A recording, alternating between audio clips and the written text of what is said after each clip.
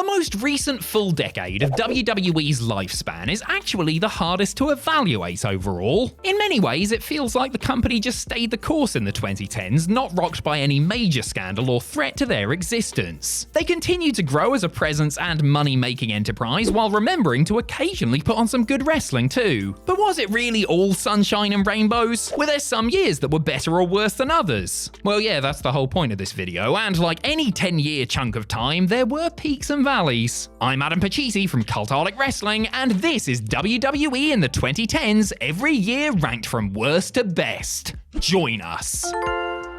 Number 10, 2010. If you were a TNA fan in 2010, then you will likely remember this year as the one where Impact went head-to-head with Monday Night Raw and got its backside soundly beaten. WWE famously countered that move by bringing Bret Hart back into the company for the first time in over 12 years, only to have him compete in a rubbish match with Vince McMahon at WrestleMania 26. ECW was finally mercy-killed in 2010, and this was also the year WWE lost Shawn Michaels, Triple H, and Batista as full-time workers. And of course, we have to talk about the Nexus. A group of rookies from the first season of NXT, get used to hearing those three letters, the Nexus had one of the best debuts in company history, turning up on the June 7th episode of Raw to destroy everything and everyone in sight. How could WWE possibly screw this new red-hot group up? Why? By having them lose to Team WWE at SummerSlam and make them look like chumps for the rest of the year, that's how. Whilst 2010 wasn't a year of cataclysmic failures for WWE, the bad stuff did outweigh the good stuff by a considerable degree.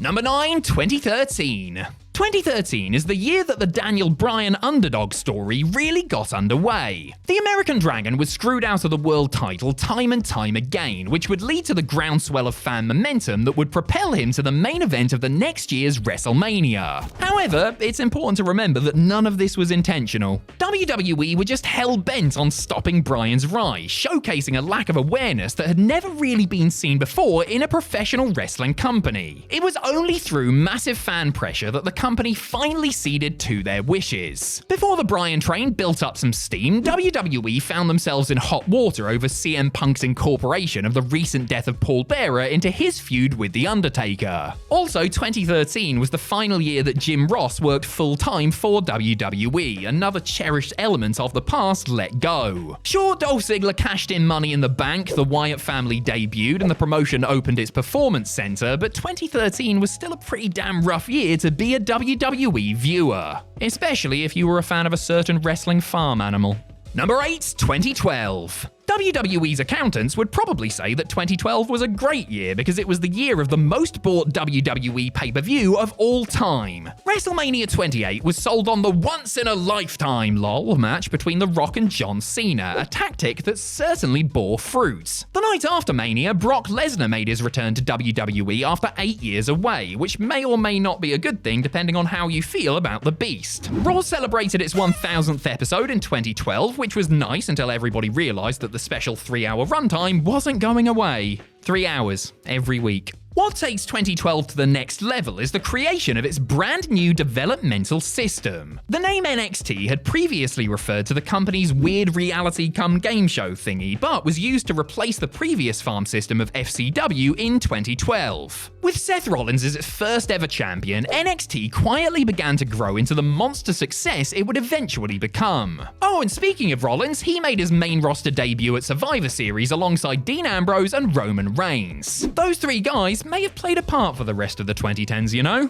Number 7, 2019. It seemed like nothing good could happen in WWE in 2019 without it being connected to something awful. This was the year that women main evented WrestleMania for the first time ever. Unfortunately, WrestleMania 35 lasted a bum-numbing 7.5 hours including the pre-show, the longest pay-per-view in WWE history. SmackDown moved to Fox, which was worth big bucks to the big dubs. Sadly, this led to Brock Lesnar squashing Kofi Kingston for the WWE Championship, practically quickly erasing all of the goodwill that his Mania title win had built up. WWE put on their first televised women's match in Saudi Arabia's history, which was good. What was less good was Goldberg almost killing The Undertaker at another Saudi show earlier that year. And then there's The Fiend. Bray Wyatt's alter ego gripped us when it first emerged at SummerSlam, only for the character's momentum to get squashed quicker than a bug on a car windscreen. The farcical ending to The Fiend's match with Seth Rollins at Hell in a Cell drew the ire of just about everyone in the wrestling fandom, and with good reason. So yeah, 2019 had a lot of positives, but almost all of them came with a caveat.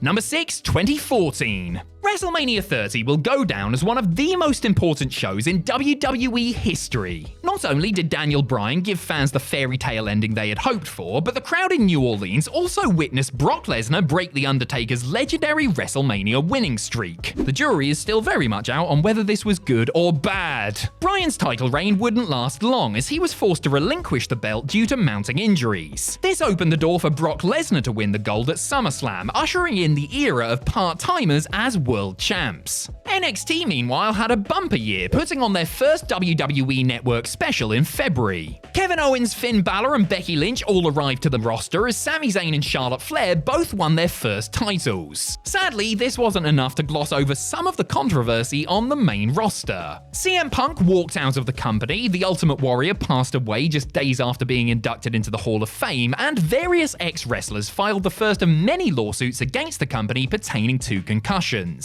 Oh, and also the WWE Network launched, which changed the way we watch wrestling forever. A real mixed bag was 2012. Number 5, 2016. 2016 kicked off with a bang when WWE revealed they had signed 4 huge names from New Japan Pro Wrestling. AJ Styles, the Good Brothers, and Shinsuke Nakamura all made their on-screen debuts over the next few months, drastically changing the layout of the company. In fact, Styles would even end the year as WWE Champion. Who saw that coming? TNA cast-off Bobby Roode also debuted, which was glorious! The biggest show of the year, WrestleMania 32, might have been a bit of a poo sandwich with extra poo, but it did see the end of the despised Divas Championship and the introduction of a new Women's Championship. This theme would continue at Hell in a Cell, when Sasha Banks and Charlotte became the first women to main event a WWE pay-per-view. The Cruiserweight Classic enthralled viewers over the summer, although the follow-up left a lot to be desired. Seth Rollins returned from injury, but Daniel Bryan said goodbye with his first retirement speech. Goldberg and Shane McMahon came back, which was good at the time, but got less good as the years went on. Honestly, it was a tough call between 2016 and 2014, but we really just hate that goddamn butterfly belt, you know? Number 4, 2018. WWE's women's division had been changing rapidly throughout the 2010s, but 2018 saw a lot of growth all at once. The first ever Women's Royal Rumble match was swiftly followed by the first ever Women's Elimination Chamber. Later that year, the first Women's TLC match closed out the year's pay-per-view calendar. Speaking of pay-per-views, Evolution was the first and thus far only major WWE show to feature an all-female card. This might have had something to do with WWE's much-maligned relationship with Saudi Arabia, which also started in 2018, but never mind. Speaking of Saudi Arabia, the country played host to the disastrous returns of Shawn Michaels and Hulk Hogan at Crown Jewel. To be fair, Shawn was actually the best part of his match on the night, but it was still a stinker. WWE bolstered its roster with the returns of Bobby Lashley and Rey Mysterio, and the in-ring debut of one Ronda Rousey. And finally, to bring things back to the women's division, Becky Lynch quote-unquote turned heel at SummerSlam 2018, giving birth to the character we all know today as The Man. Number 3, 2011. When you look at WWE in 2011, there is no way it should be this far up the list. WrestleMania 27 was an utter blowout, Randy Savage passed away, Edge retired, and the 40-man Royal Rumble was, how do I say this politely, bollocks. But when CM Punk sat at the top of the ramp on the June 27th, 2011 edition of Raw, nobody could have predicted what was about to happen. In a rant the likes of which we had never seen before, Punk took on John Cena, Triple H, Vince McMahon, and even the fans in a scathing rundown of everything he thought was wrong with the company. To this day, it remains one of the most important promos in all of wrestling history, injecting some much-needed excitement into the product and bringing back thousands of of lapsed fans. Punk's title reign, which started with an iconic match at Money in the Bank, might not have lived up to expectations, but there can be no denying just how important his rise to the main event scene was to the industry as a whole. Number 2, 2017.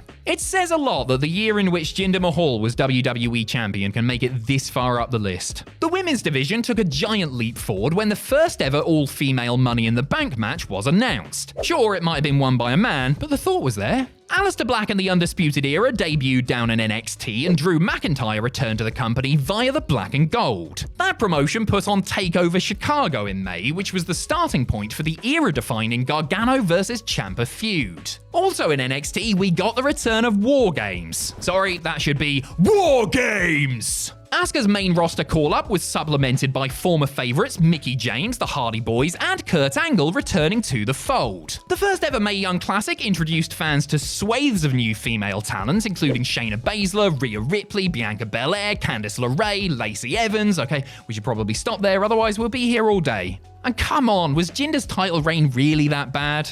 Alright, it was, but still. Number 1, 2015. Roman Reigns' misguided 2015 push was actually balanced out by an excellent title reign for his former Shield buddy. Seth Rollins gave WrestleMania perhaps his best ever ending when he cashed in Money in the Bank to steal the WWE title in the heist of the century. He then proved himself to be a super worker against the likes of Randy Orton, Dean Ambrose, and John Cena before his knee blew out from carrying the entire company. We also have to discuss NXT, which really came into its own in 2015. Kevin Owens had a great run with the top prize before dropping it to Finn Balor to kick off his first immaculate title reign. NXT TakeOver Brooklyn also produced Bayley winning the women's title from Sasha Banks in a match that seriously changed many people's opinions on what women's wrestling could be. This led to the Divas Revolution hashtag on Raw, which took a little while to get going but ended up paying dividends. Sting may have been forced to retire and Hulk Hogan may have been caught saying slurs on tape, but in terms of WWE's future, 2015 paved the way for so much greatness to come.